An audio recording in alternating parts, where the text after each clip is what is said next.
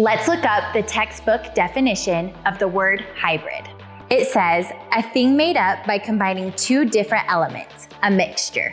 Knowing the actual textbook definition of hybrid, like what does that mean for us as lash artists?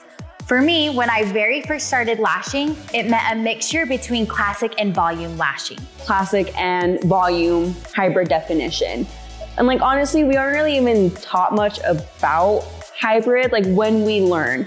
Hybrid's kind of something that you learn along the way, and it's generally defined as half of a classic set combined with half of a volume set. That is what we know hybrid to be today as lash artists. Now it can mean something more. When it talks about being a mixture of something, what does that mean?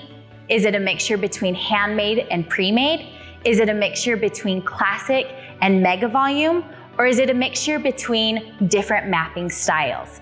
There's a lot that goes into different hybrid looks, and here at Bella Lash, we decided that we wanted to see how many combinations we could come up with to redefine hybrid. We came up with 8 different looks, and we got 8 different models in here. They're all very different, very beautiful, and we customized these specific sets to each one of them. There's 2 sections of hybrid. There's your classic versus volume versus mega volume, which is more going to focus on different styles that you can do with your client. Then there's the hybrid mixture of handmade versus pre-made fans. This allows for a different combination that actually is more going to help with your timing and your technique and less with styling. Take this as your permission to be you. Really be your own artist and create your own sets that you want to create.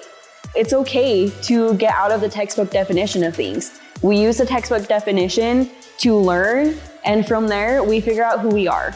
And that's totally okay as a lash artist. Be you.